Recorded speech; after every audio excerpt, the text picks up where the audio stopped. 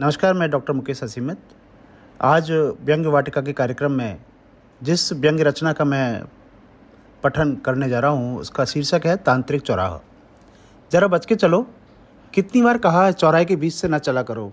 ये शब्द मेरे कानों में लगभग रोज़ ही पड़ते हैं जब मैं मॉर्निंग वॉक पर होता हूँ। मेरे पीछे ही चौकस निगाहों से मेरी चाल पर नज़र रखती हुई, लगभग अपने आप को घसीटती हुई श्रीमती जी मुझे टोक ही देती है।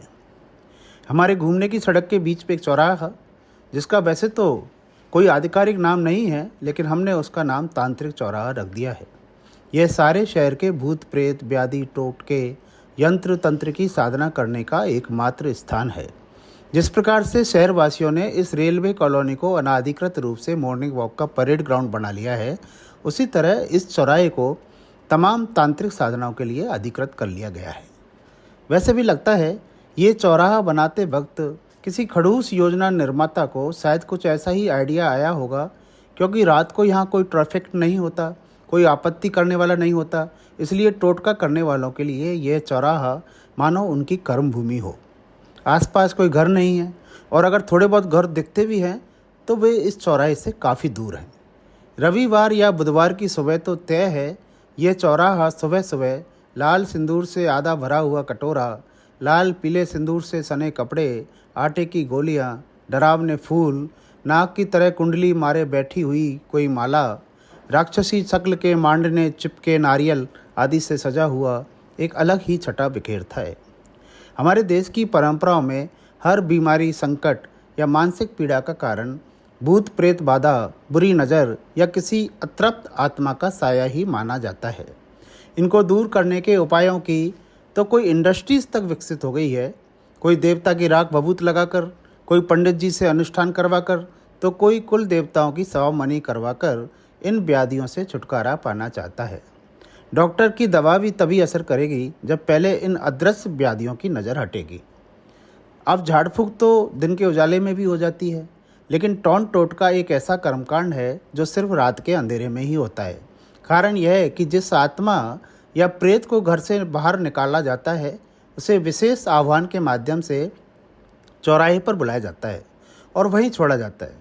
यहाँ वह बेचारा आत्मा इंतजार करता रहता है कि कोई और आए, उसे ठोकर मारे और फिर वह आ बैल मुझे मार की शैली में उससे चिपक ले। अब कई बार तांत्रिक या अघोरी इस प्रक्रिया में पकड़े भी गए हैं और फिर सार्वजनिक रूप से उनकी पिटाई भी हुई है। इसलिए यह काम बहुत छुप छुपा कर करना पड़ता है। कुछ तांत्रिकों की कहानियाँ भी सामने आई है जिन्होंने शमशान घाटों पर जाकर काल कपाल क्रियाएं की है, और जब यह सब पता चला तो जनता ने उनके जीते जी कपाल क्रिया कर दी है।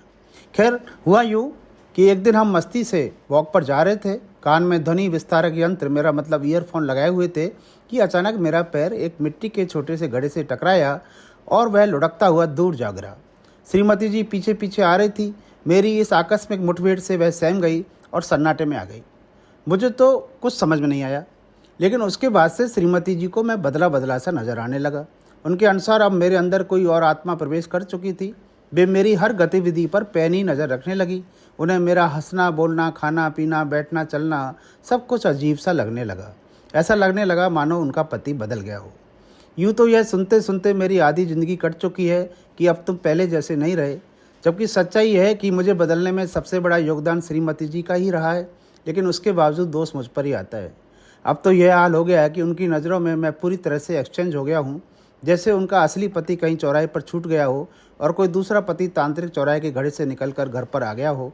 इसके बाद मेरे गली में ताबीज़ लटका दिए गए हैं, झाड़ फूक का सिलसिला शुरू हो गया है, टोन टोटकों की बौछार मुझ पर होने लगी है। कई दिन तक मुझे सघन निगरानी में रखा गया। एक दिन मेरा हॉल बॉडी निरीक्षण करवाने के लिए एक पहुंचे हुए तांत्रिक को बुलाया गया, और जब उसने यह प्रमाण पत्र दे दिया कि हाँ यह वही मूल पति है, तब जाकर श्रीमती जी के भीतर बैठा भूत बाहर निकला। लेकिन उसके बाद से जब भी मैं उस चौराहे के पास से गुजरता हूँ तो एकदम बॉर्डर के सैनिक की तरह सतर्क हो जाता हूँ। पीछे से श्रीमती जी सैनिक कमांडर की तरह निर्देश देती रहती है, बीच से मत जाना। अब तो हाल यह है कि जैसे ही इस चौराहे से गुजरता हूँ, मन में यह डर बना रहता है कि कहीं कोई और आत्मा फिर से ना चिपक जाए। मैंने अपने दोस्त को भी बता दिया है, भाई ज़रा संभल के चलना, ये तांत्रिक चौराहा है, बच के चलना। धन्यवाद।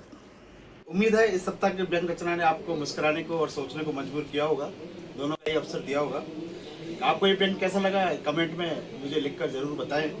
आप मुझे मेल कर सकते हैं drmukesh80@gmail.com पर। आप व्हाट्सएप कर सकते हैं 8619811757 पर। यदि आप मेरी किताबों को पढ़ना चाहें तो उसकी लिंक मैं नीचे डिस्क्रिप्शन में दे दूंगा। आप अमेजन पर, फ्लिपकार्ट पर बुक संग्रह को मंगा सकते हैं। और हाँ, चैनल को ज़रूर सब्सक्राइब करें, लाइक करें। अगर आपको मेरी व्यंग रचना अच्छी लगती है तो आप उन्हें साझा भी करें, तो और भी इन रचनाओं का लुत्फ उठा सकें। धन्यवाद।